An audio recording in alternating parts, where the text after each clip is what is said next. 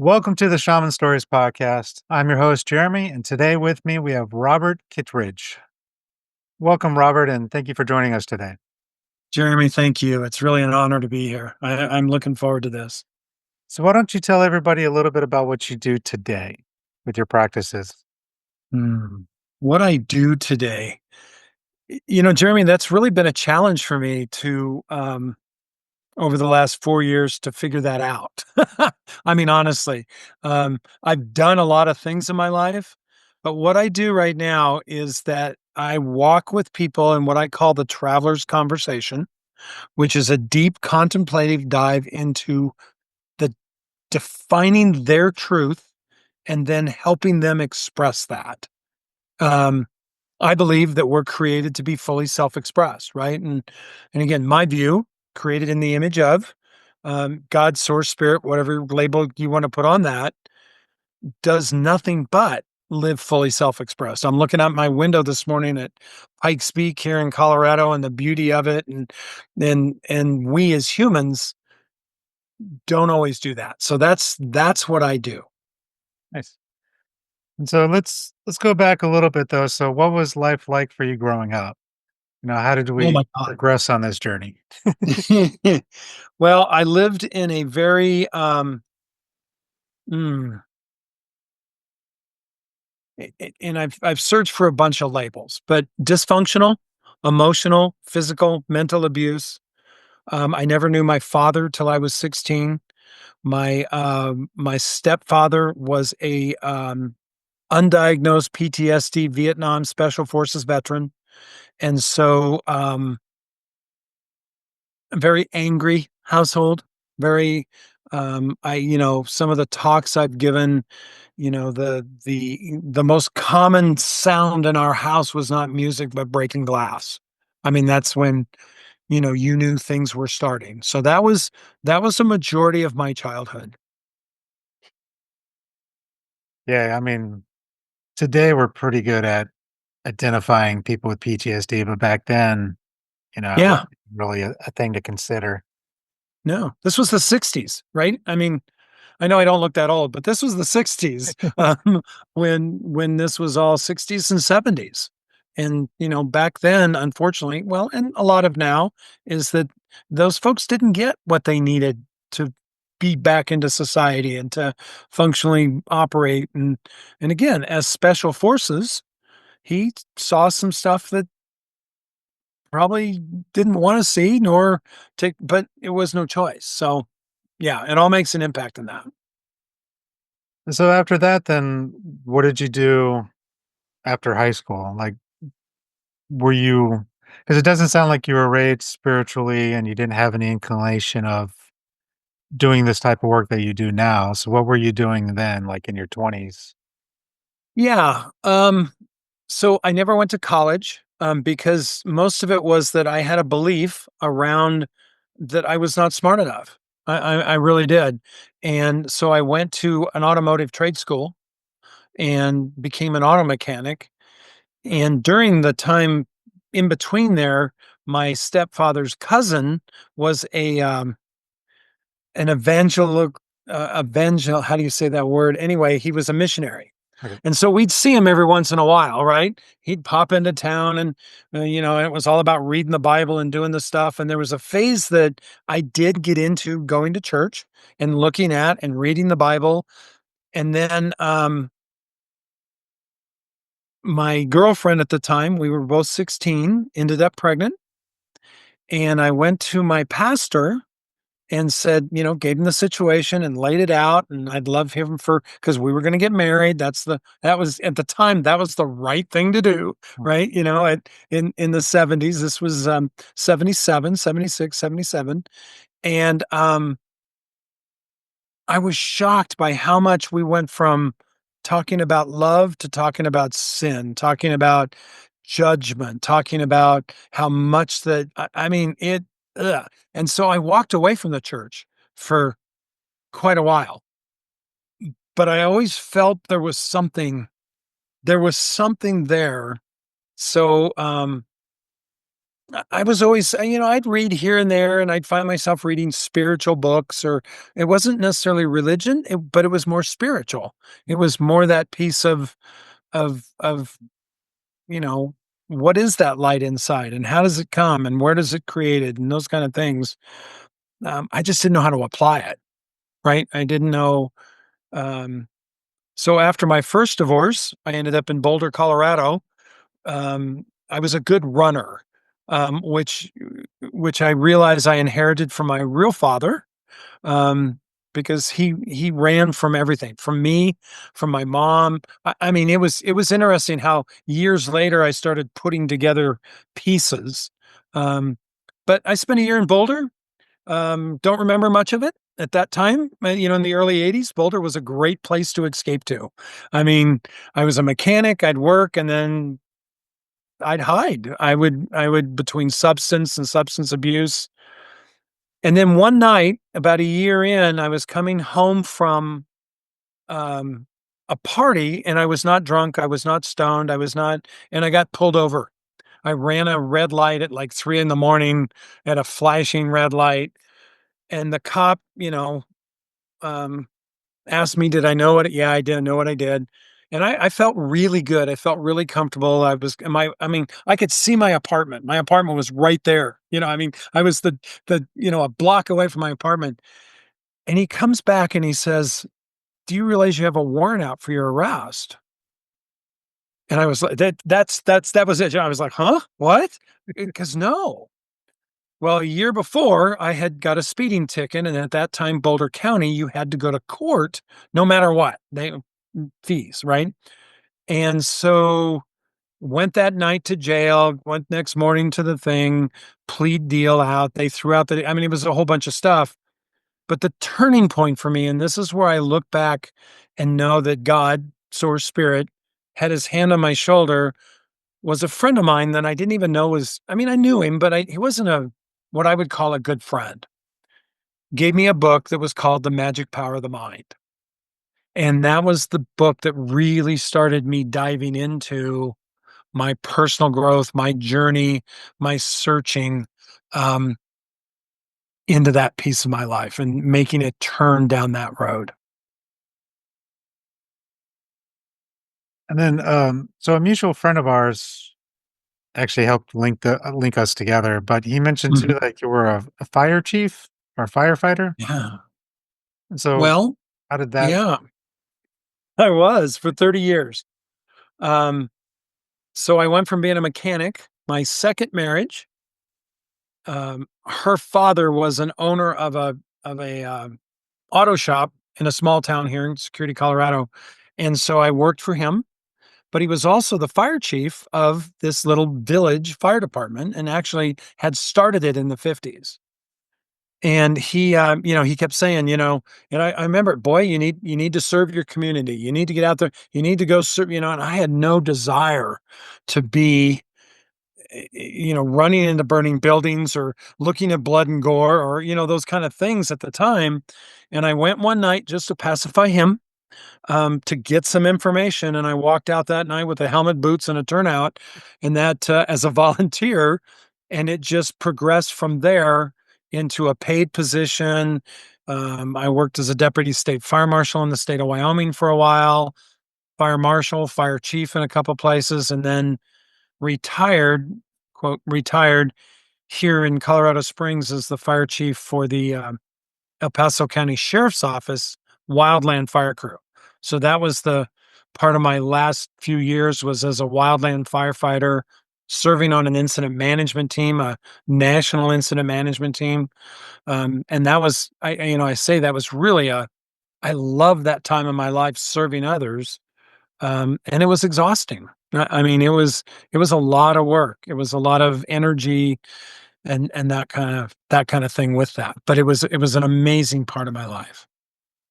now do you found when you were doing that work or maybe at the end of that work, did you have any of your own PTSD or trauma from doing that kind of Oh work? my god, dude. Um, Because people don't really think about first responders, having that kind of trauma and PTSD as well. We always think more of just military.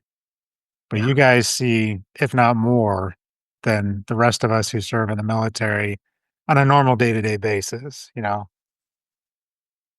Yeah, and the time when I was in the structure world was a time when, we didn't talk about emotions. We didn't talk, whatever you saw out there, you saw out there. You come back, you clean up the rig, you put it back, and you go to bed, right? You didn't Sometimes we'd sit around the coffee table and drink coffee at 3 in the morning, but it was never about um and I know we're going to touch on this later on about emotions. My human design is I'm meant to express my emotions. And there was a time growing up I couldn't, right? As a child in the fire service, you didn't do that. You didn't talk about where you were. You didn't talk about emotions. Again, that's changed a lot now. Um, but I spent 30 days in New Orleans during Katrina. Our team was first on the ground on day 2 in downtown New Orleans.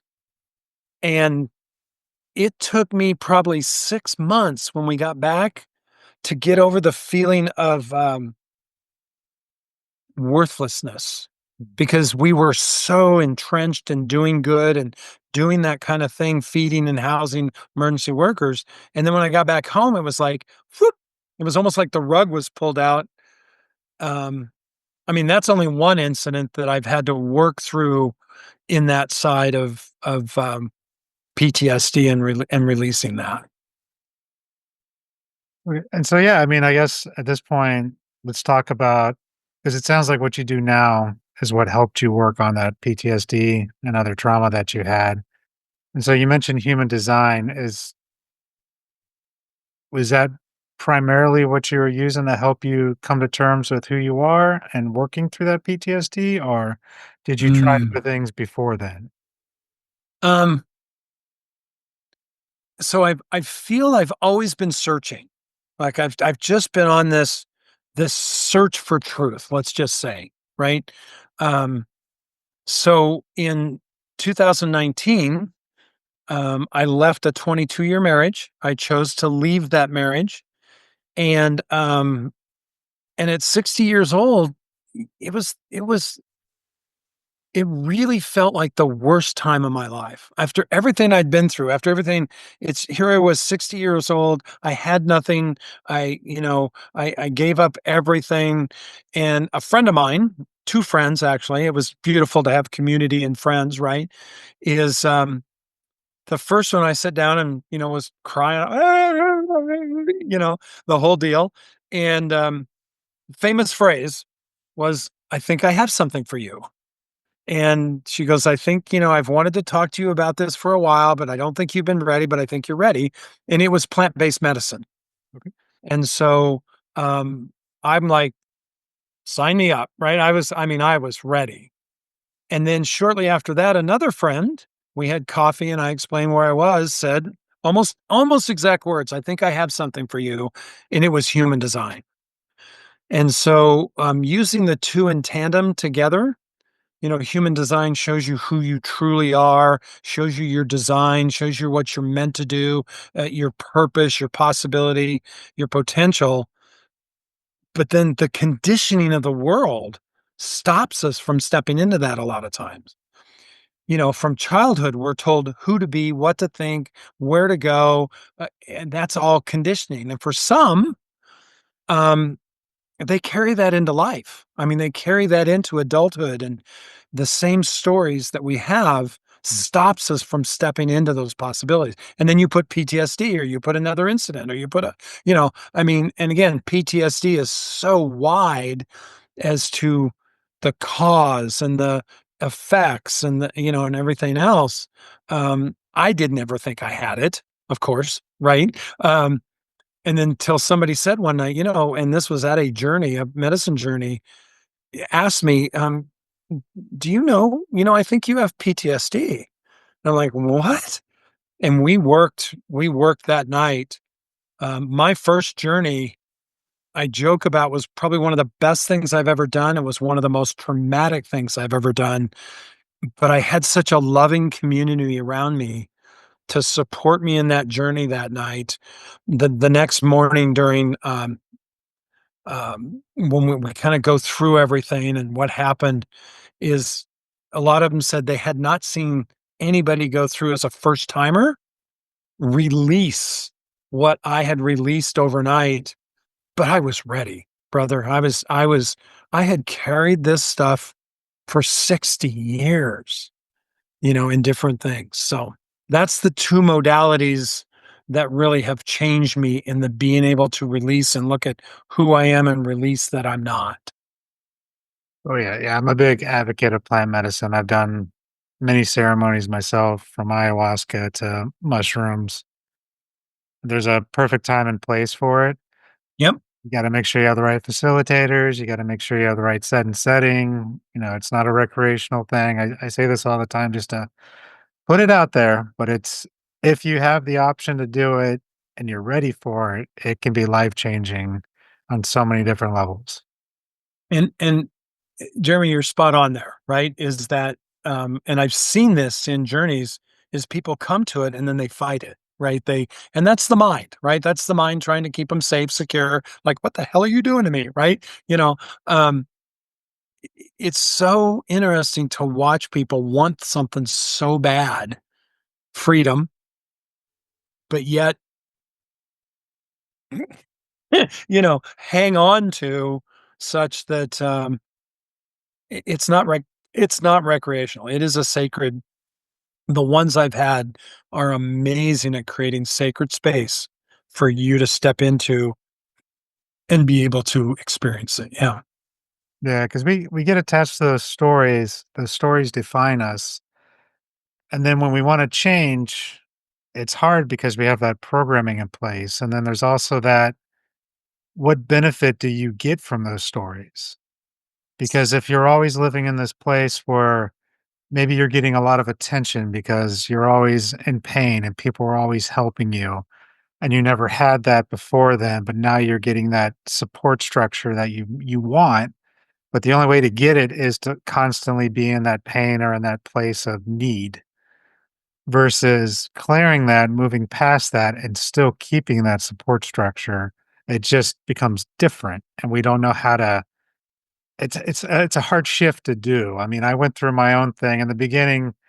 I went through what's called the landmark form, which is kind of the same thing. You're finding your stories, you're figuring it out. And I was all for it, but for me, it wasn't deep enough. It wasn't until I really started working with the shamanic realms and plant medicines that I was like, "Oh, this is what it really is, and I really gotta let go." It was a good start, and it was great because Landmark helped me identify these things, but it didn't touch every single part of my story, just those main key ones from that you get as a child. Yeah. Another connection that was one of my first forays into was Landmark Forum, and actually went through the leadership, the seminar leadership program, and which is a year program, and it was, and I got to the last weekend, graduation weekend, and I quit. And I had a lot of excuses, and at the time they were excuses. And in meantime, I've had enough time to really go back and look at that. Is that I got it, that I was responsible, Yep, and I didn't like that. Right? I mean, because I was really good at blaming circumstances and people in my life and all of that. And and that ties into a lot of what it's funny in doing what I do now, that landmark training, that foundational training is a lot of what I still sit some of my stuff on, mm, right? Um, to be able to look at what is conditioning that happens to us around our story. And I run a 2-day workshop around, it's called Parinama, that is a 2-day workshop around story. And where does it come from? And where did it come from? And then how to, and it's not the story, it's the attachment we have to the story. Story is just a story. yep, It's what we're making it, right? The meaning making machine, right? That meaning we give that story. And this 2-day workshop is going through, I mean, and diving deep. I've actually had people leave because, they get it, right? And but I've had people also create, because day two is all about creating a story around your emerging future. Like we can create the emerging future just like we've created today. Mm. And that's the process in this 2-day workshop. It's transformational. It is absolutely transformational. Again, if people are willing to do the work, Yep. right? If they're willing to step into that.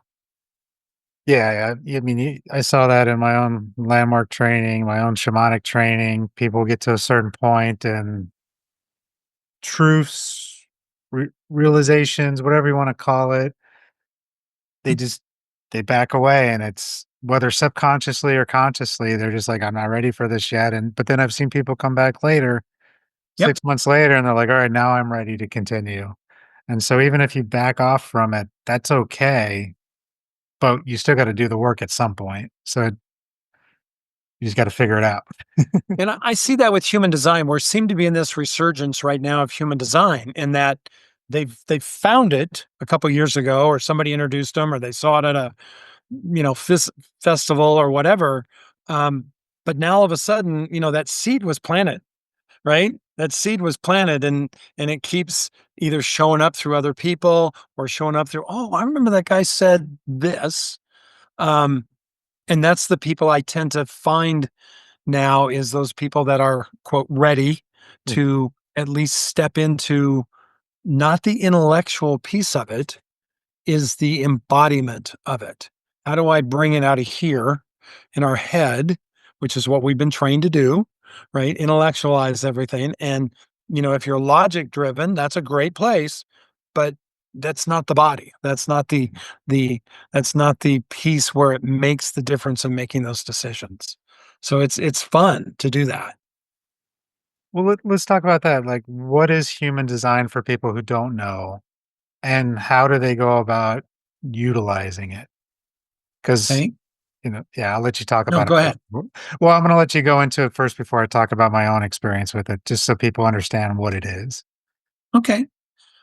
So it's labeled, and I say this a lot, labeled. We label again, I come back, I'm ringing landmark now, right? We label things so we can understand it, right? That's the only reason we gave something a label, is it is the science of differentiation. That's the key of it. So it is a roadmap to who you are as a unique individual. Now, sliding over to the spiritual side, created whole, complete, resourced in every way you need, right? To be fully self expressed in life. And then we're conditioned for failure, right? Because, and this was my growing up in school and learning at 60 years old why I didn't fit in school, is because of my human design, right? It really was a piece of that. I didn't fit the box that at the time I was there in the 60s and 70s, is if you didn't fit in the box, they didn't know what to do with you, right? Um, but that's what we do with people. I'll take a side road here for a second around leadership. It's the same way. I was founding member of the John Maxwell team, which, if you don't know who John Maxwell is, he's a leadership expert, written over 100 books. He's a pastor, blah, blah, blah, blah, blah. Um, Great leadership content, but it didn't work all the time, right? So what we tried to do was take people and put them in this box of leadership. And now what I do is I look at it and say, I can't teach leadership, but I can nurture it. I can look at your design and say, oh, hey, here's a channel of sales, or here's that piece of it. So now I'll slide back over. Sorry, I get a little, Oh, I you're take fine. runways once in a while. Um, it combines astrology. It combines the Chinese I Ching. It combines the chakra system, and it combines the Jewish Kabbalah into one modality roadmap that shows you who you are as an individual. The danger in today's world is where we're moving from and to, is from this whole, you know, fit in the box, everybody come together in a box to do this, blah, blah, blah, blah, blah, to where we're moving to in 2027, is we're moving to more an individual society. And we've seen that. right? We've seen people coming into themselves so you can be the best and then come together on a collaborative effort. Everybody honoring each other in their strengths, and so that's what human design and gene keys, which is a partner modality, gives us, is to be able to almost give us a roadmap to us, who we are, and gives gene keys then gives us a roadmap into how to put it into play. That's the two pieces of that. Does that help? Does that answer your question? Yeah, actually, because it expanded it more too. Because when I did my own chart, we talked about it before we started recording. I noticed, you put in your birthday, the time of day you were born, your name, and it was a lot like when you're doing your own astrology chart.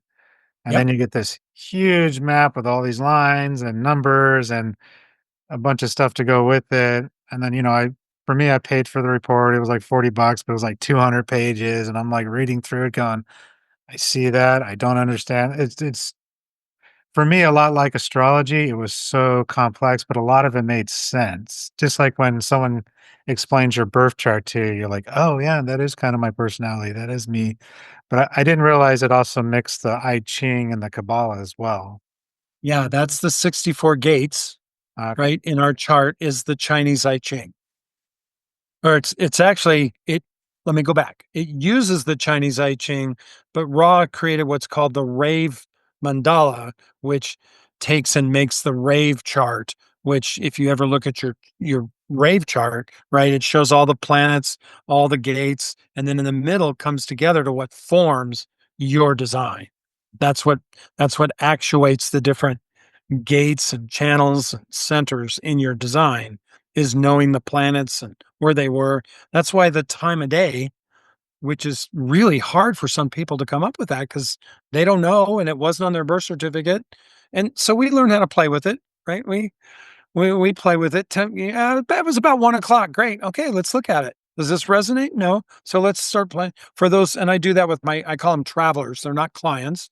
I do that with my travelers is let's just play with it. Maybe mom doesn't remember like it was, and mine was that perfect thing. When I gave mine, I mean, I rattled off my information to the gal.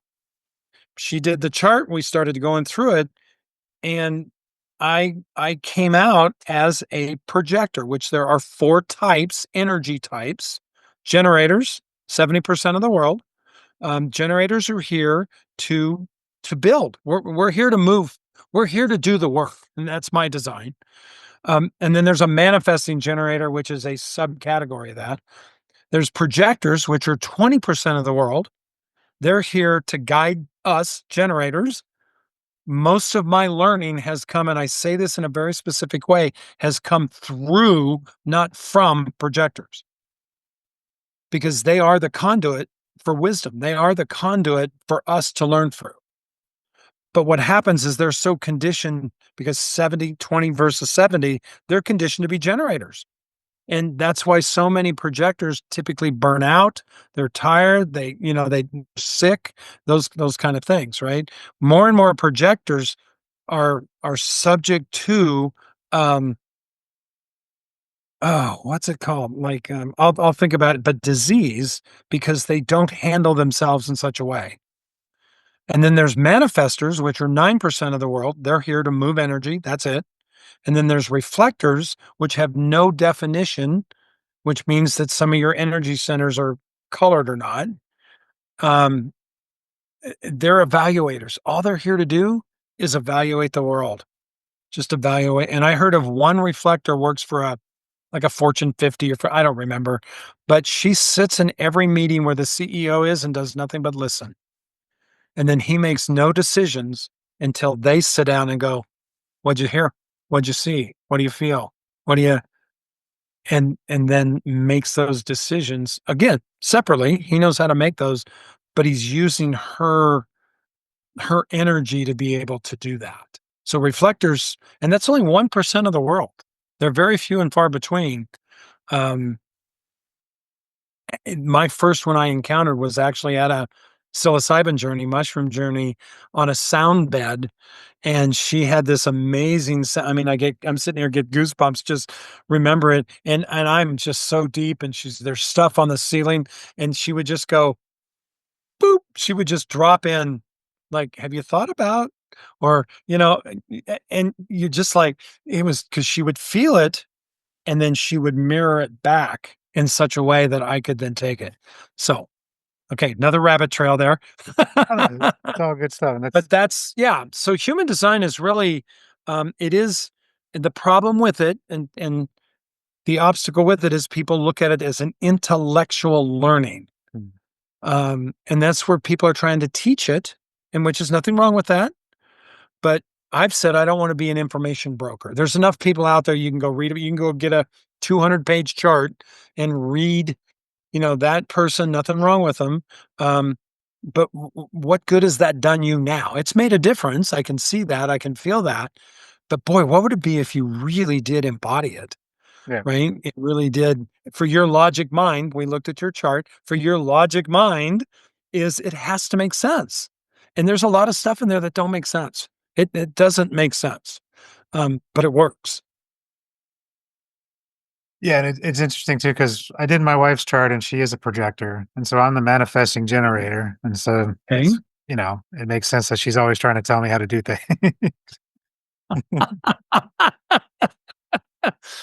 One of the greatest things I find is doing relationship overviews, is because what happens is when two people, and I don't care who they are, come together, you have an energy, she has an energy. But when you come together, it actually creates a third distinct energy.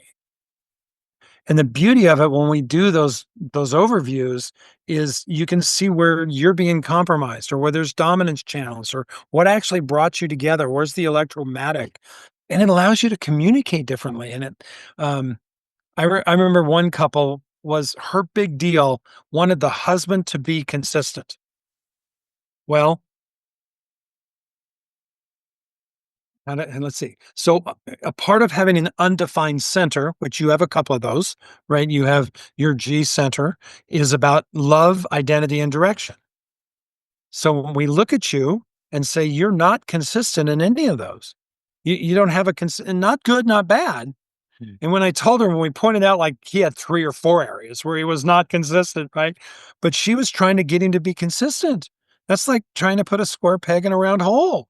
You can hammer it all you want, but eventually there's gonna be damage, right? And, it was amazing to watch the turnaround in their relationship, to communicate differently, to allow him to be who he was, and him allow her to be who she was, to be able to then come together in that relationship. And that's the beauty of that relationship overview. And so with that, I want to talk a little bit too about the gene keys. So I heard I guess the creator, he was on a podcast and he was talking about how he kind of developed the gene keys. So you mentioned it's more of the roadmap of how to use human design. Like when you work with the gene keys, how much different is it? Yeah. So Richard Rudd, the creator of the Gene Keys, was one of Ra Uru Hu's, the creator of human design, original students. Mm, And so when Ra brought this to the world, you know, there was a small group of these folks that were the original students, and Richard actually had it was like a franchise for human design in the UK. The story I've heard was that he always felt like there was something missing. mm. Like there was and human design is really about what you're not. It's about your not self. And what Richard has done is he went on his own sabbatical, right? And I don't remember whose tomb it was in that this download come on the 64 gene keys, is actually shows you for each key. Let's talk about the 14, right? We talk about the 14, which you and I both have as a gate, as a gene key, is it shows the shadow, compromise, right? But then it shows the gift. And then it shows what's called the siddhi, SIDDHI, which is the highest level of enlightenment, let's just say.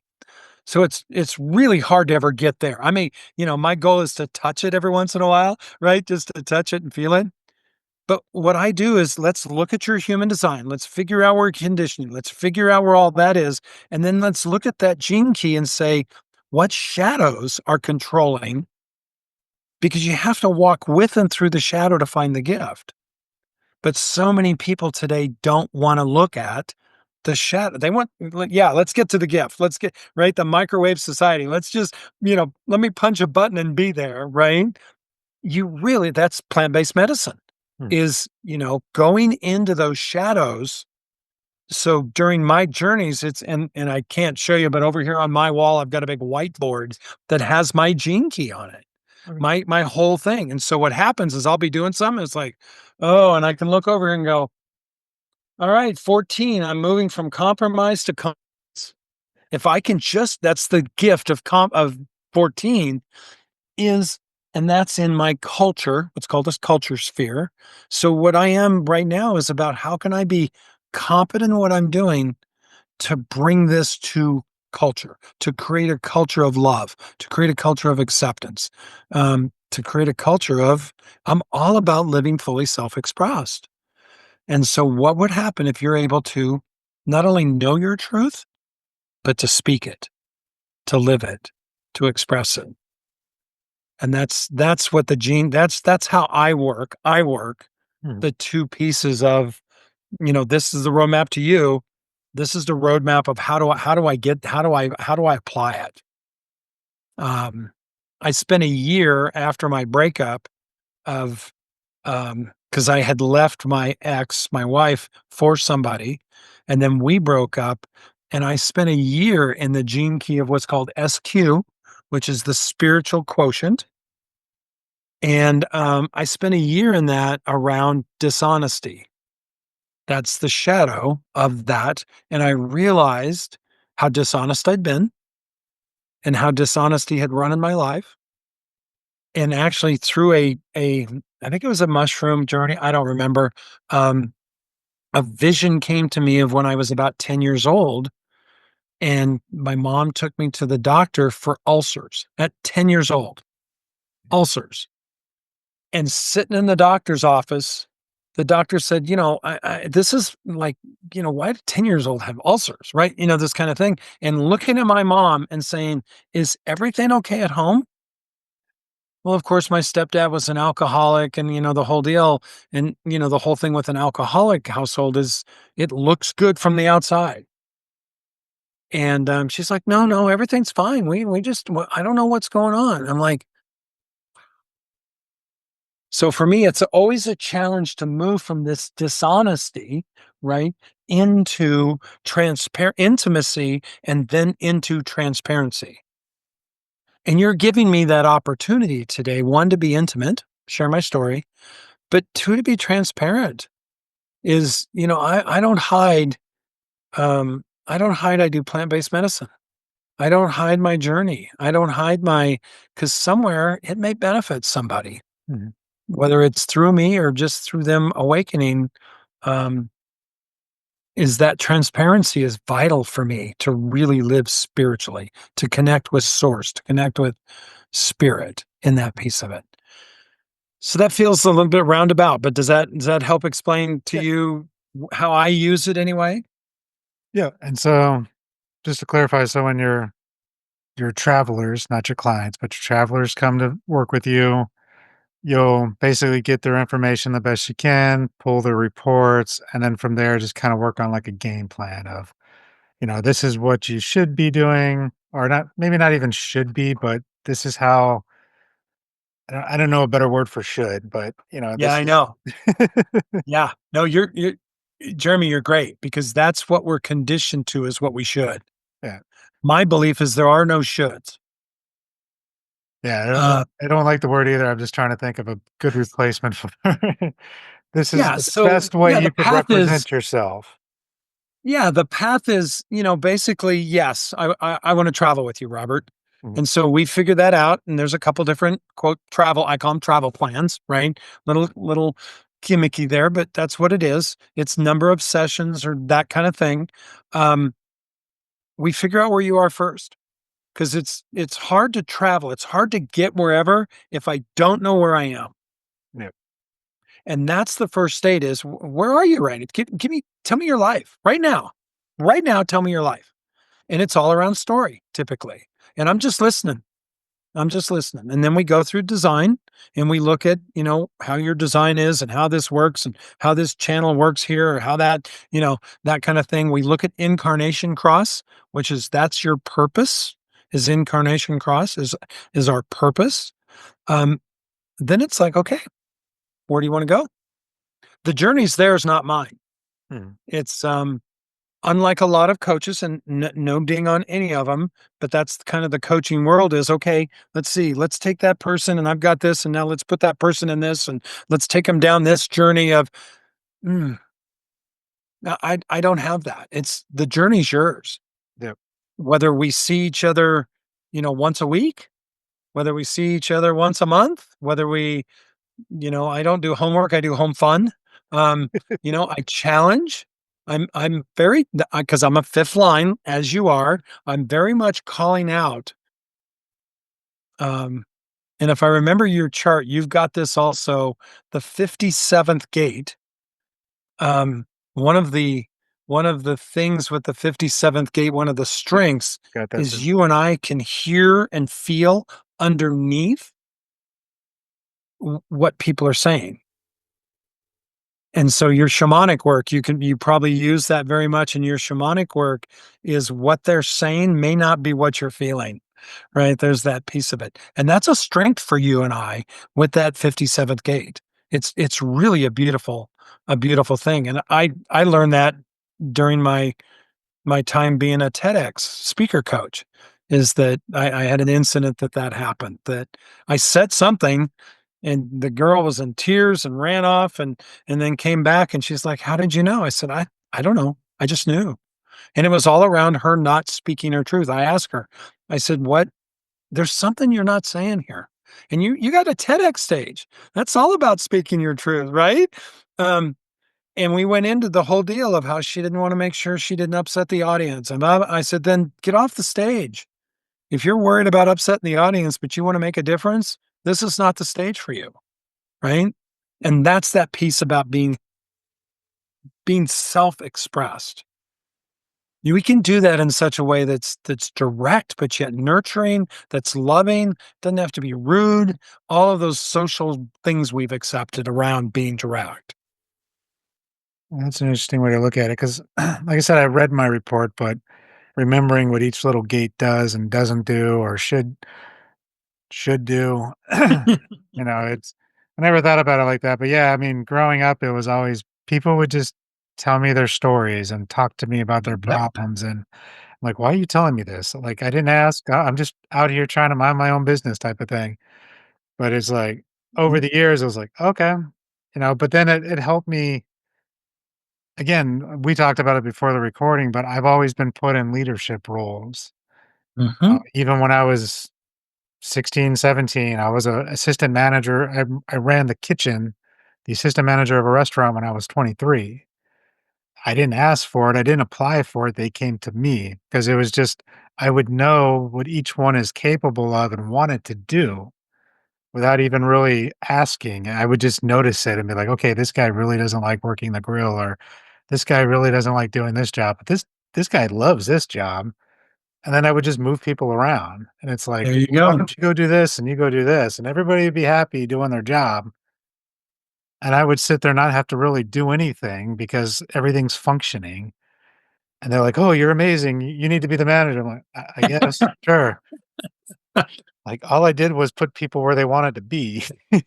Yes. And isn't that such a simple concept? Yeah, I mean, and again, people come to you because of your open head. They feel that you'll listen. They feel that you'll have the answer to their question. And we talked about that a little bit with the fifth line, right? With you being the heretic is, but that's why people come to you and you receive it, right? You're able to actually listen to it and feel the message to maybe what they're looking for.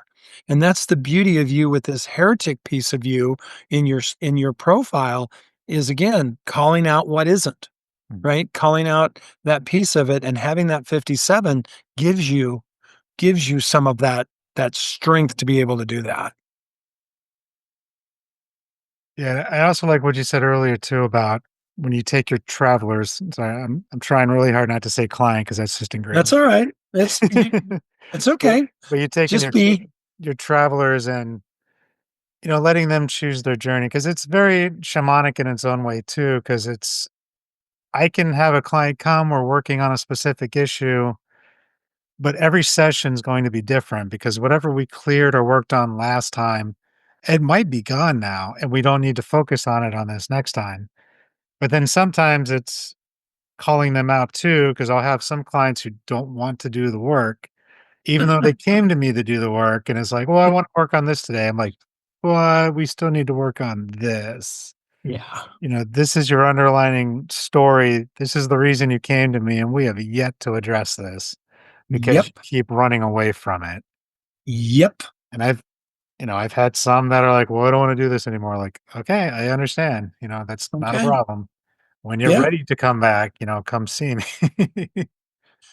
Well, and here's what I found, and I don't know if you have in your is that where I seem to really run into that is where we start to really, um, I want to say impact, but address or identity comes to the because we've made up a story, Mhm. maybe multiple stories, right? For some people have multiple stories. And we've in the mind's job is to do nothing but reinforce that story and only look at things that reinforce the story. There's a beauty of I love working with people like you with the open mind, the undefined centers, head ajna, is because you're open minded, which not good or bad, right? But you typically don't, you may not, and I don't know you well enough. This is a typical, is that you don't hold on to concepts.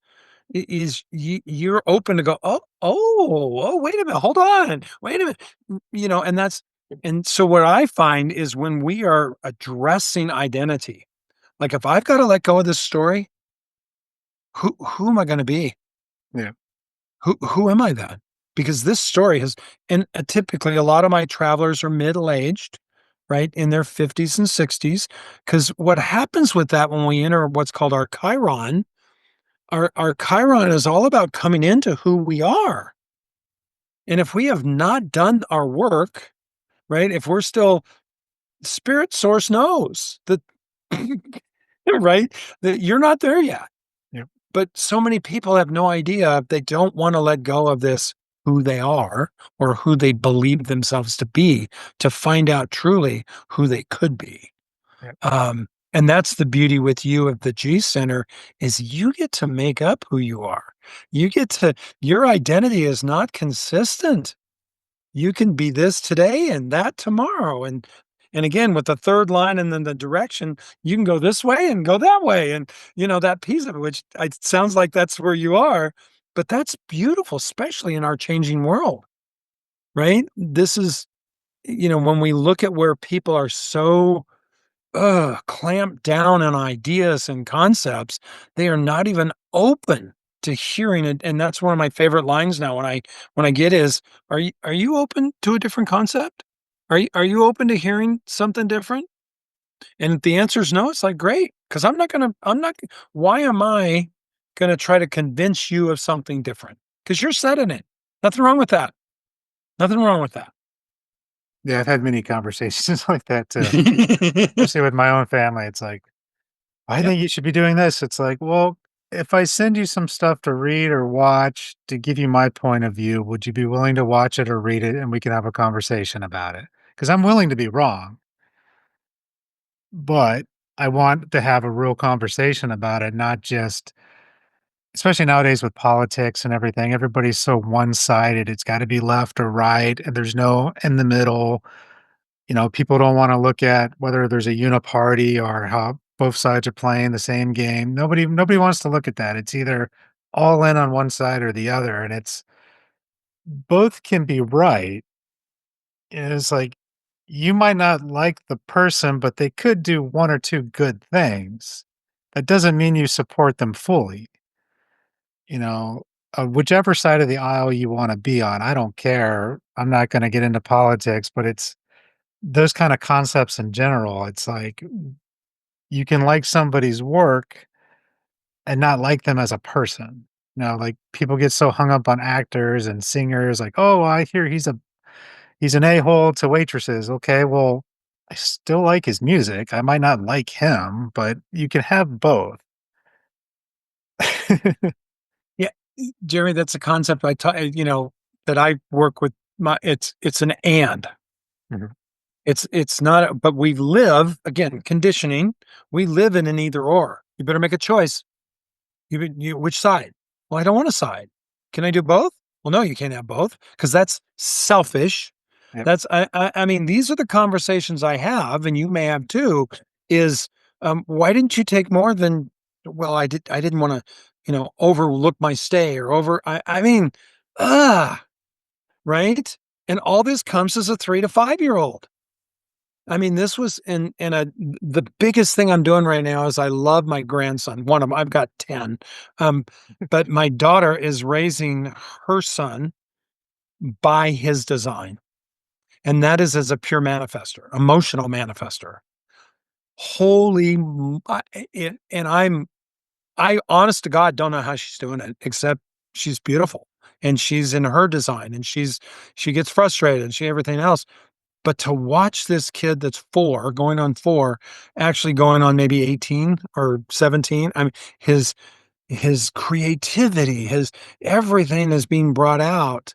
Um, and then to take him to the playground and watch parents with their kids, I'm like, "Oh, yuck." I mean, it just feels yucky, but that's how we were taught to parent, Mhm. right? And that's again another idea I have is we're not here to raise our kids. We're here to nurture our children. And the only way you nurture is to know who they are. Mm. It's the only thing I can do.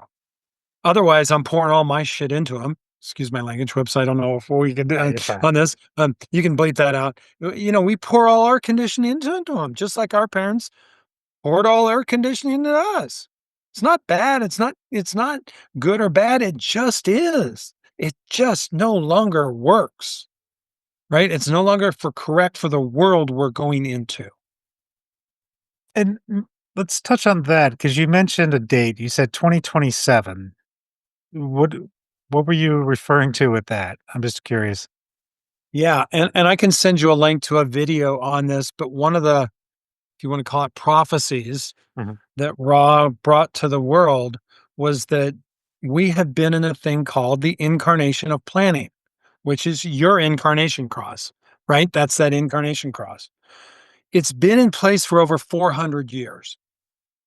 Out of it has come society, has come the industrial revolution, has come banking, finance, medicine. All of that has come out of that to create the world that we needed.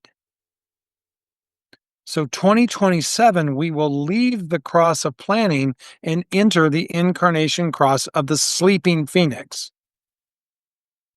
My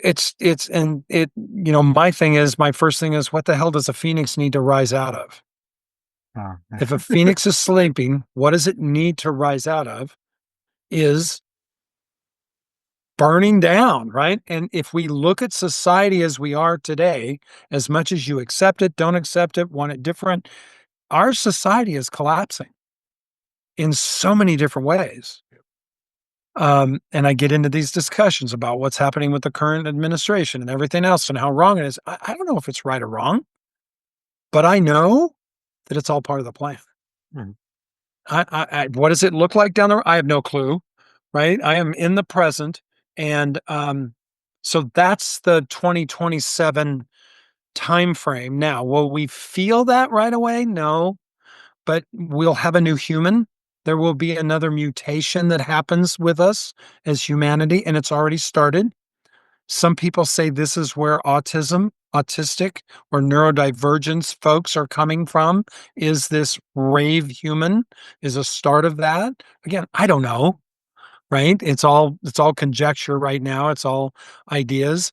Um, but that's the life we're headed to. That's the society we're headed to. And that's the moving from from a group to an individual to then a collaborative. That's part of that journey. So with the rise of the phoenix, how long is that timeline? So is that another 400 years? You know what? I don't have the answer to that. I don't know what that looks like, what that timeline looks like. I haven't studied that part of it that deep, but I'll send you and you can include the link to the video in here if you'd like on it. Yeah. There's a really good video about it. I just find it interesting because the indigenous cultures, especially down in like the Andes and Peru, they have a thing where we're in a time of change where they say the eagle and the condor will fly again. So the eagle is North America, the condor is South America. Eagle stands for like technology, being in our head, that kind of concepts. The condor is about being from the heart space, going back to Mother Mm, Nature. I had not heard that. And so Mm, it's their prophecy was that when they knew the white man was coming, and so a lot of them left, and some actually went up into the mountains, and they kept all their traditions up there hidden away because they knew once the white man came or the Western men, because there was right. Spanish and all that too. But once they came over, they were going to change everything, and then we took over North America basically, and we industrialized it, and so they went into hiding with a lot of their traditions, kept everything close knit, and then I wanna say 50s, 60s, they all started getting together with the realization that they needed to start sharing their knowledge again because soon we were going to be ready for it. And so then we started seeing over these 50 years or whatever, ayahuasca starting to be everywhere in the world now. Plant medicines of all kinds are being everywhere in the world. People are teaching, people like me, shamanic ways all over the world. You can literally train from those in Peru in Germany because we have the internet, we have the technology, and it's exactly the same. And it's teaching these concepts of getting back to the earth and getting back into what they call Aini. And so they're saying that's happening now. And Mhm. 2030 is kind of their cutoff, and they're talking about the new human and everything too. Then you have astrological prophecies going on saying that we're in the change of the age of Aquarius and everything's going to shift and we're going to get away from these hard government type structures and be more open ended. And that, we have a choice right now in these. It started basically like 2020 up to 2030, and we're like halfway through it. So we're kind of getting a choice of, do we want that cyberpunk future where we're on a digital control grid? Or do we want that future where we're using technology, but we're living off the land more and we're more harmony with everything. And that's kind of the hope is where we're going. And there's going to be that mix where there might be part of that digital control grid for a little bit, but it's supposedly all going to fail. And then when you look at the Mayan calendar, that whole, oh, it's the end of the world in 2012. No, that was just the end of their age. And it takes 18 years before the beginning of a next age, which again is 2030. And it's there's like and then there was a guy in Thailand who was saying the same thing about their prophecies and that between 2025 to 2027, the world's gonna kinda go silent. So some people think maybe the internet will go or, a lot of people are saying we're gonna have one more good war. That's what's coming. With everything that's going on, it all has to play out and they all have to play their part in order for us to finally go, you know what? Enough is enough. We're done. We need to change. And you kind of see that now, and whether again, whether they do it, whether they don't do it. I mean, you look at the healthcare system, it's like we need to change the way we eat. We need to change the way we look at medications. Not saying we need to get rid of vaccines, but maybe we need to look at how we test them properly. Maybe we look at what we're actually putting in our bodies fully. Those are part of the changes that people are seeing that are coming. More energy working, more holistic approaches, not just going and getting a pill and hiding your symptoms, but actually working on it and working through it. Yep. Yeah. And isn't that interesting, Jeremy, that, here are different cultures that are all, I mean, if you were to line them up or if you were to put them in a, however, is there is such consistency in some of the big principles, Yep. right? One of the things that I talk a lot about, both personally, individually, with the mind, is we have been taught for so long that the mind is control, the mind is power. And in reality, it's not, right? We see through human design and a lot of things, it's the body that makes the decisions. The mind is there for action. There's seven intellectual faculties, that imagination, reasoning, that are allow us to take this and go, yes, I'm going to do it. Tell me how, versus the reasoning of the logic mind to make a decision. That's why so many people on the logics are stuck right now, because some of these, there is no logic decision. And what I find with the travelers is as they start to get into the body, is the mind goes, "Whoa, where'd he go? Hold on, wait, what? What's he doing? What?" And it's power control hates losing power and control.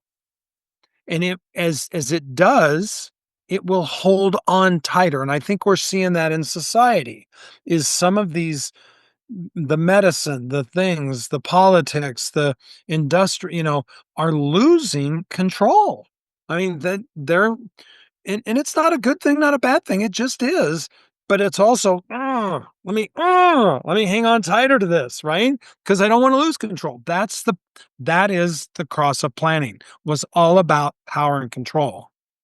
This new age of Aquarius, or, rising Phoenix, it is about individualism and how do I be the best? And, how do I make the decisions that are best for me Mm. and then come together with those in society? That's my job, I feel, is to work one on one, or I've branched out into small groups, to come together now as, and I used to teach leadership. I used to use a thing called DISC and leadership and team development and those things. Nothing wrong with it, great stuff. But what if I can show you who you are, Mm. and show you who the next person sitting next to you is and how they operate? Can you now come together as a team better, in a more functional and a more effective way? Yeah, I believe so. I believe that's so possible. And with one group I have right now that I'm working with, I've seen the difference. I've seen the difference in bringing together, and that's in the emergency management field. That's in law enforcement, actually. Um, and which is a tough, right? That's a tough group, Right. right? So yeah, it's coming, Jeremy. I don't know whether I'll ever see it, right?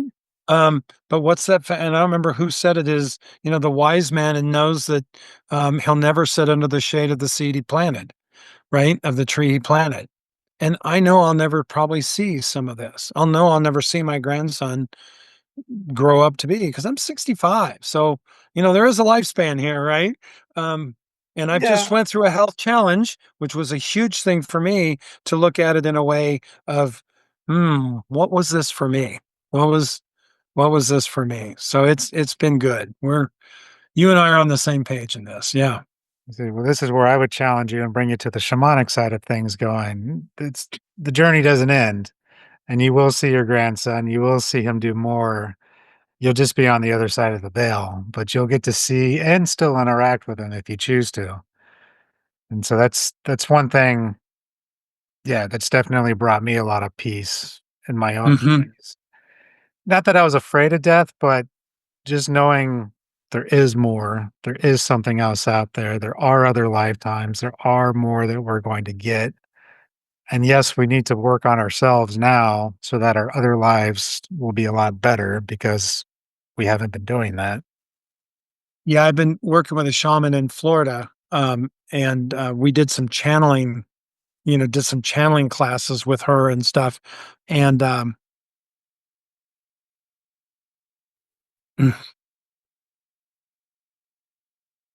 it's been amazing to know that if I slow down, I stop, I pause enough, that I have guides, I have support, I have, that are no longer with us physically.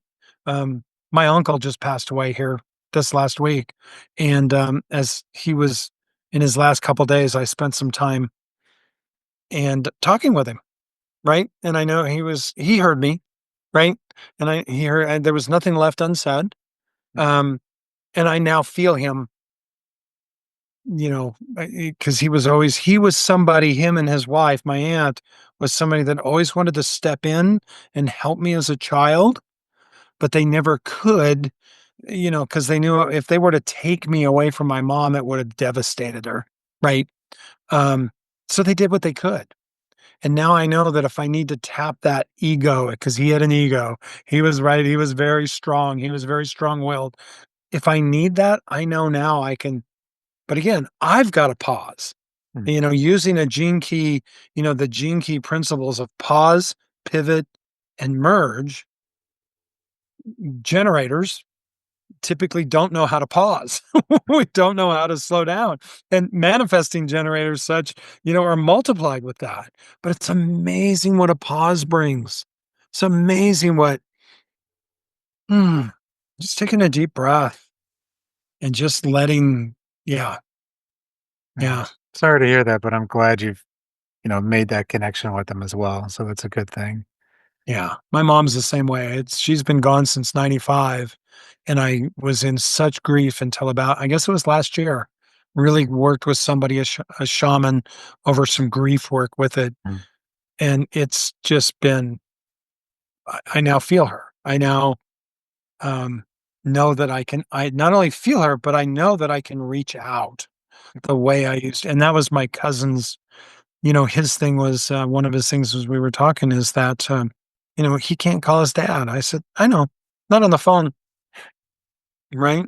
But yeah, but a lot of people aren't there yet. A lot of people are not in that spiritual side that that can happen. it goes back to that stories. I mean, depending on how you were raised, it's either there's nothing else out there or you go to one place and that's it, or some cultures believe in reincarnation. That's not so much in the West, but it's getting more that way. But and then it's hard because it's like, well, how do you prove it? It's like you can't. Well, you don't, You have to accept it and just know it. Like there's no I can't prove to you that I can talk to my father who passed away a couple years ago.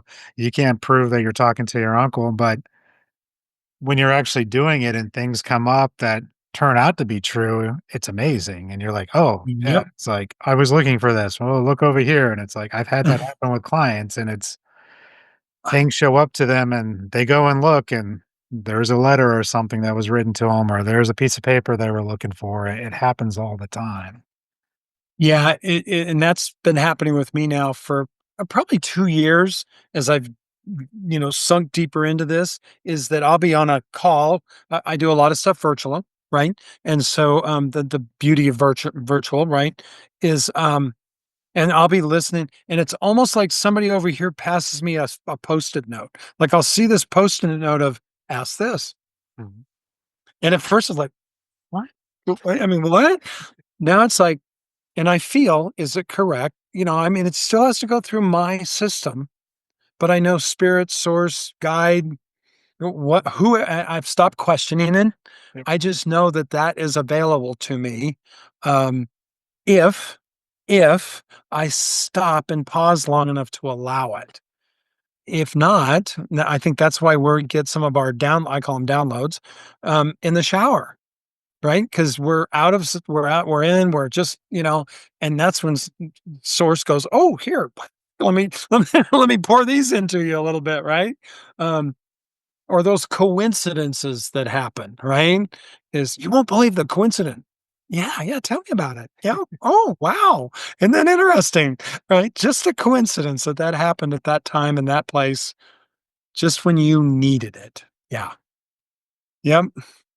Yeah, yeah, I would have to agree, especially the slowing down part. Because yeah, as a manifesting generator, once I started reading that, I'm like, "Yeah, that's me. It's the guy who just, I'm gonna go try this. I'm gonna go do this. I'm gonna go try this." And then I'll take the little pieces at work and I'll work with them, and then I'll add it to my little toolbox, and the stuff that didn't work, I just learned from it and hopefully make it better. And but I'm constantly doing different things, and sometimes it gets overwhelming because then it's like, I equate it to like my son who, when he first learned to read, he would get like 20 books from the library and he's trying to read them all at the same time. And it's like, just, As I look at your bookshelf, and we talked about our yeah. reading habits, right? You can see where he gets it from, but Yeah.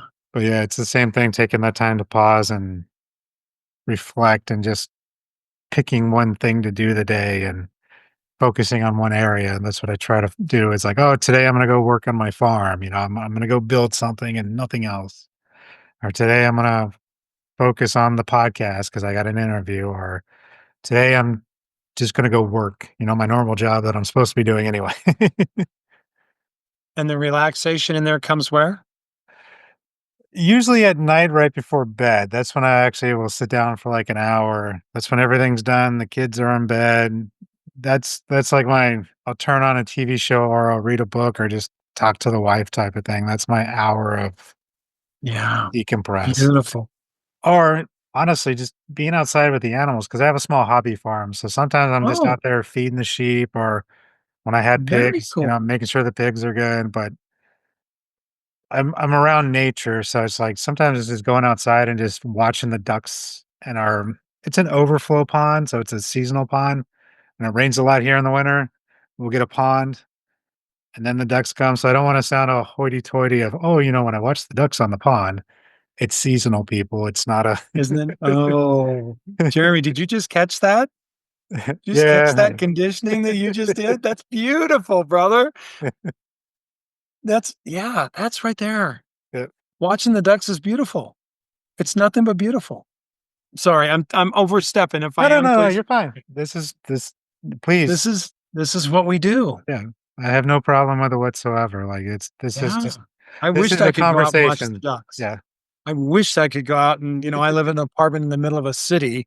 Mm. Um, and so I find ways to I try. I haven't, as I said, I've went through a health challenge here. So getting back into nature is now my moved up into priority is getting back into hiking. And, as a wildland firefighter, I was in great shape and was spent most of the summers outside and, those kind of things. So, yeah.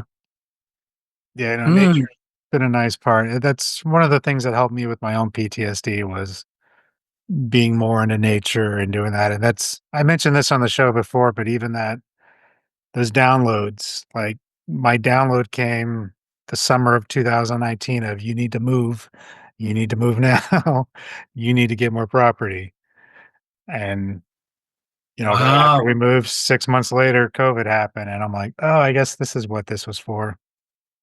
Wow.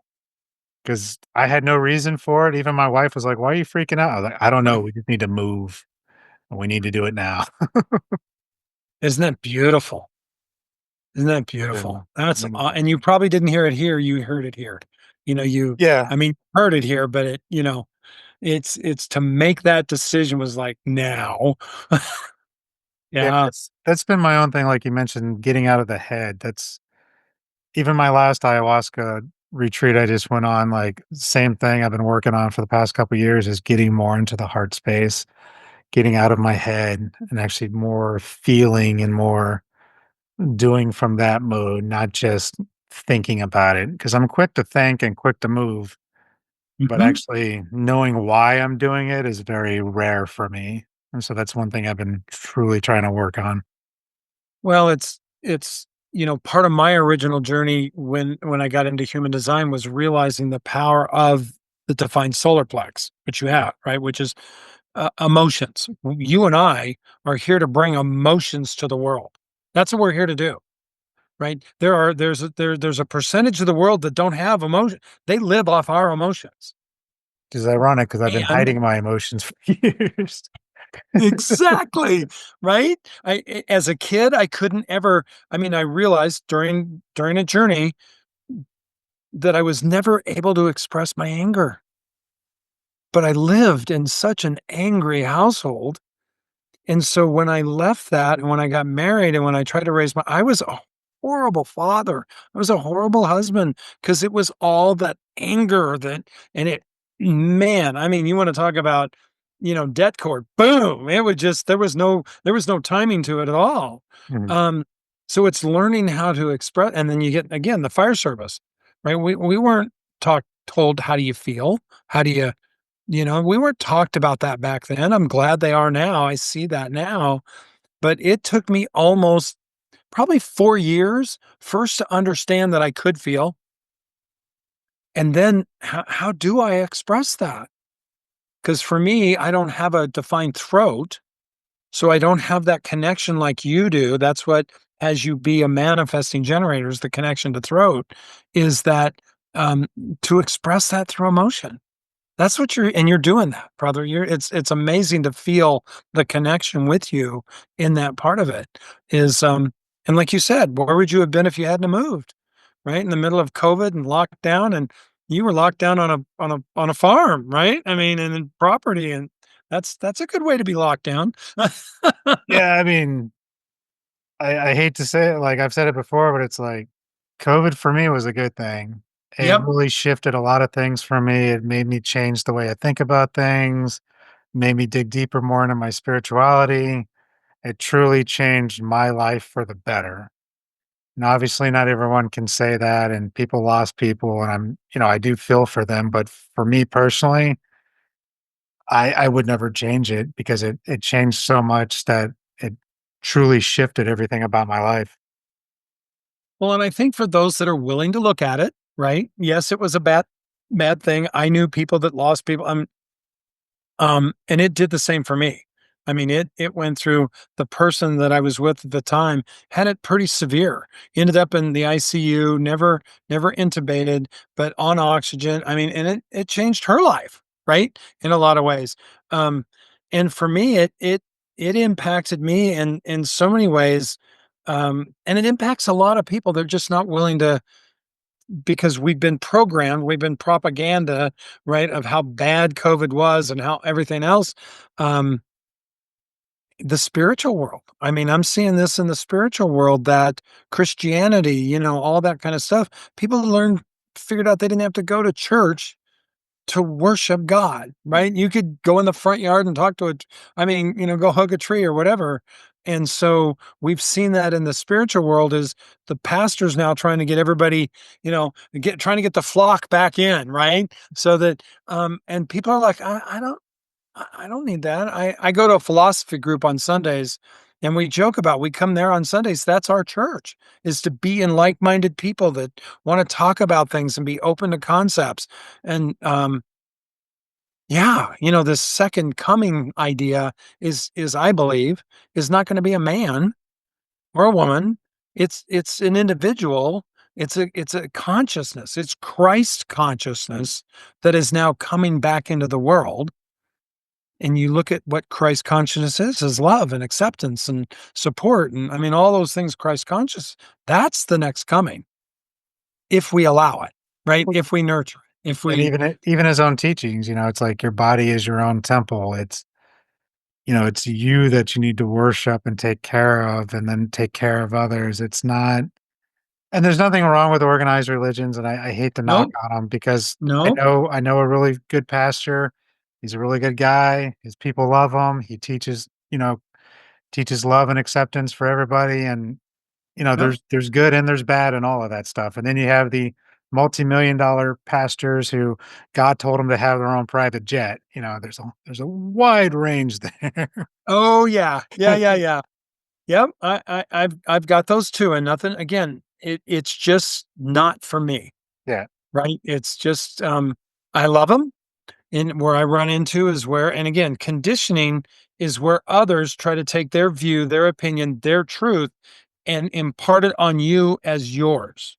That's conditioning, if you think about it. And then as a child, we take that in because we don't know any better, right? We're an open vessel as a child until you get to be 15, 16, 17. That frontal lobe starts to develop and that kind of thing. And we start to question life and then we make up stories. And then we get to this age and go, what? Hold on, what? And that's not the truth. It was a fact, Mhm. but it's not my truth. And that's where I am is finding whatever your truth is. If it's being on this side of the aisle, great. If it's being on that side of the aisle, I don't care Yeah. as long as we honor each other. And that's where I see what upsets me is the ugliness that's happening in the world right now with some of this stuff. Because again, power and control does not like to lose power and control. Then it's going to do what it needs to do to regain or try to regain that power and control. It's just, can we write it out? Yep. Can we? For me, it's feeling where I start to convince. That's a feeling I have is I'm trying to convince this guy of something. That's where I pull mine back and say, okay, good conversation. Thank you. Love you.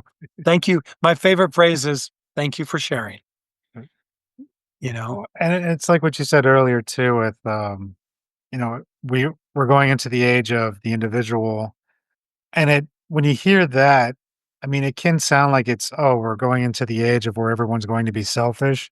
I'm sure there might be some that are like that, but in reality, if you don't know who you are and what you're capable of, or again, what you should or shouldn't be doing with your own life, or the best way to approach your life, then you really don't you won't be able to understand anybody else, because you need to Well understand who said. you are deep at that deep level, and then you can look at somebody else and go, "Okay, this is who I am, this is who they are. I might not like this about them, but I like these other things, and that's fine." And then you can become that collective. Yeah. And Jeremy, I can't tell you how many times I've been told I'm selfish. I mean, right. And, and again, I've questioned it, right? I've questioned it. But for me, it's redefining. I'm a lot about language, right? Is a lot of times I'll go back and look at the root of where did that word come from? Because the words we use today are typically not where they came from, right? So for me, selfish means in aligning with self. That's my definition of selfish. So you're right, I am. Because what I do aligns with me first. Now, I think about others and and I'm not rude, I'm not any of that other stuff, but I made for so many years decisions out of fear of making other people mad or what will they think of me and all of those kind of things. It wasn't from self. Mhm. In 2016, and I don't share this much, but in 2016, I had my first stroke. Is um, I had went to a workshop from one of my mentors called "Discovered Your Genius," and I think what happened is I did right. I mean, he was really good. This mentor, and 2 weeks later, I had a stroke, and I think what happened was again, I was going whoa. Shortly after that is when um, because they never could find a bleed or a block or any of that kind of stuff, but they had to put something on the paper as a stroke. Um, I think that was my awakening. That was my first touch, maybe second touch with spirit source that said you got more to do, right? There's more, I've created you for more. And that's where um that was in 2016. It was 2019 before I really made some decisions that was in line with me. And I still do now. And I tell people, look, I never apologize for the decision I make, but this may impact you negatively. And we talk about it. I'm transparent and upfront about it. Yeah. Yeah, I mean, it That's the goes. gene key part, right? That's Well, even that part of, you're supposed to speak authentically, you're supposed to speak your truth. Well, if you don't know what that truly is, then you're not doing it. Like, exactly. because if you don't know who you are, then how can you be authentic? How can you be truly Exactly. who you're supposed to be? Yep. Um, but before we start wrapping up though, I wanted to ask one question with your client work or your traveler work, That's all right, Jeremy. You're fine.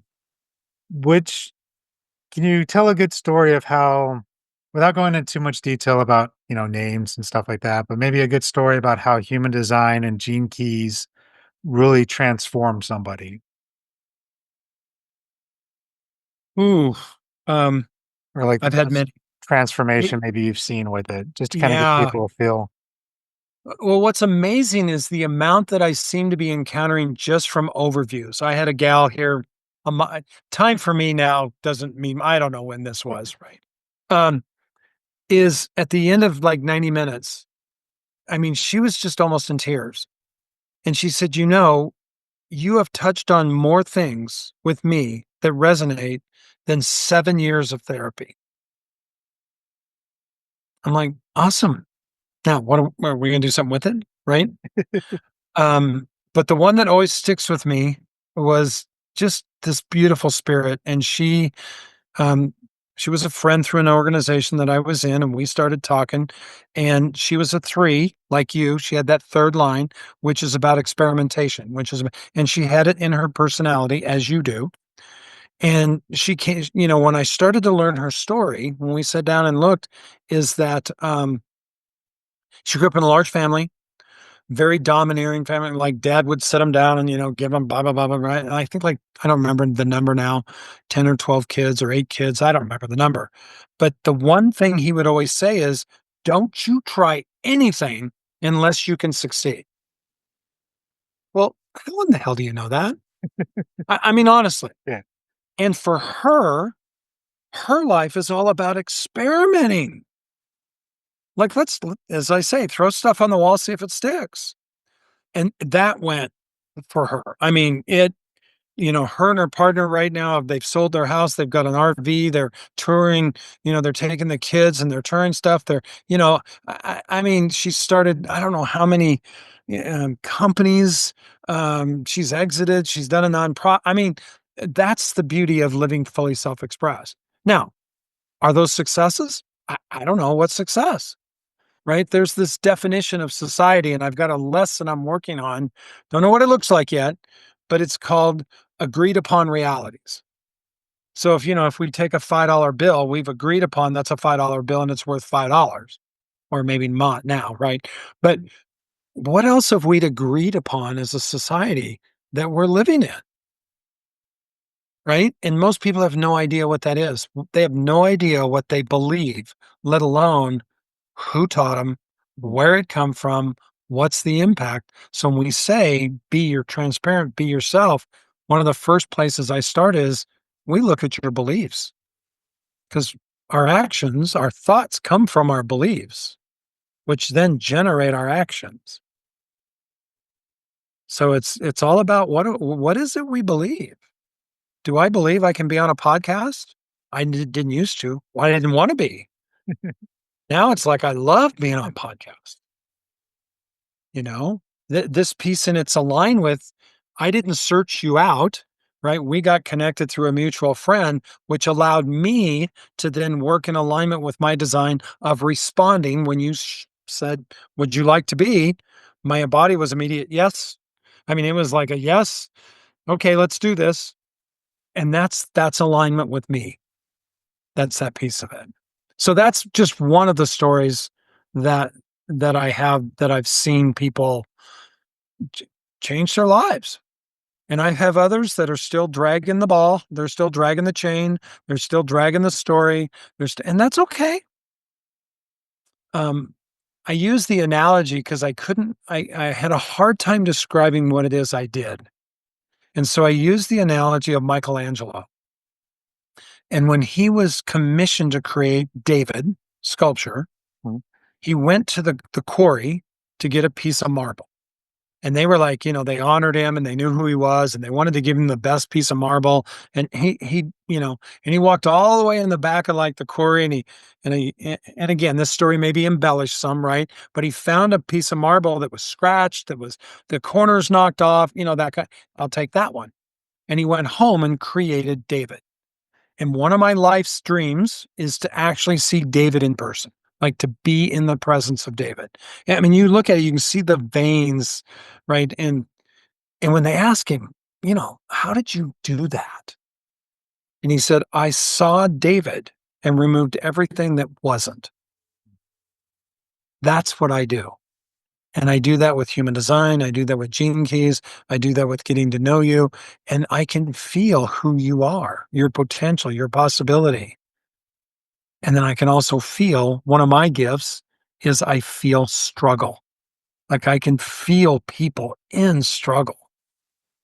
I don't know what it is. I don't, but it's interesting to be able to feel that energy and then say, are you okay? Are you? And almost, I mean, I hear all the time, oh, I'm just really struggling today. Okay. Can I support you somehow? Is there, you know, that piece of it? But it's that, who are we? We don't know. We really, from the majority of people, have no idea who we are, truly who we are as God's perfect creation. We don't know who we are. So it's hard to be authentic. Nice, I like that. And then last question, what advice would you give somebody who's just starting out on their journey? Maybe they're just starting to wake up, however you want to phrase that, but they're trying to find their own path in life. They're trying to find their meaning. Now, what's your suggestion for them? Mm. So many, what keeps coming to me, so I'm going to say it, is because I've tried to sort through this, but is is there a better life for me? Or something like ask yourself that piece. What I've started asking people are, do you live fully self-expressed? And almost inevitably I hear no. Great. You want to talk about it? Is so many people. And that's why, we are such at dis-ease, which creates disease, right? So many people are at dis-ease right now with who they are, where they are, what's happened in their life, who they're blaming, blah, blah, blah, blah, blah. Is make a decision to change if it's correct for you. And on that note, I'm going to start wrapping it up. And I really do appreciate your time. And I thank you for coming on. This It's has been amazing, Jeremy. I been didn't a know what nice. to expect. So your energy is fabulous. This is perfect for you. I love this. I appreciate that. Yeah, it's been a journey in itself to finally just fully accept it and just do it. But I'm here and it's getting better, I think, just slowly by slowly. But it does take, guests like yourself to come on and actually accept the invite. So it's not just me, it's a two-way street. I received that. Thank you. But with that, so let people know where they can find you. I'm also going to put all your links in the show notes and everything like that. But if they want to work with you, if they want to become your traveler, your 2-day program, I think you mentioned at one point, I don't know if that's coming up or just let them know where they can reach you and if you have anything coming up. Okay. So my website is www.focuspointsolution, singular.com, not solution, solution.com. You can reach me at info@focuspointsolution.com. For those that go to the website, there's a couple different things there. The Parinama I do not have scheduled yet, but I am creating a wait list. So it is an in-person here in Colorado Springs, Colorado, where I live. Um, and I don't know I'm going to go virtual with it yet, but because of the connection that happens and what happens within the group right now, I'm really comfortable with it being in person, which doesn't mean I can't come somewhere and do it, right? I don't have to do it in Colorado Springs. There's also ways on that website to get a complimentary 45-minute human design overview, which just gives you the basis of your design and your energy and your channels and the different things that your purpose, your potential. And that's a great start for people that are looking to get started. Nice. Yeah, there's definitely a lot there if you've never tried it. Like I said, I tried it. I mean, you've clarified a few more points than I could get from the 200-page manual that was given to me. Because even then, looking at my gene keys, I'm like, I kind of understand what that means, but it was nice having someone go, well, look at it from this perspective and actually walk you through it a little bit better. So I did find that more helpful. It was nice. Good, good. All right. Well, All unless you have right. anything else, I'm gonna wrap this up, and I appreciate your time for being here. A great thank you to you and to the person that connected us. I'm very grateful for both of you. Thank you. Thank you for listening to this episode of the Shaman Stories podcast. If you have any interest in the services that I provide or the services of my guest, please click the link in the show notes below. Thank you. And until next time, have a good journey.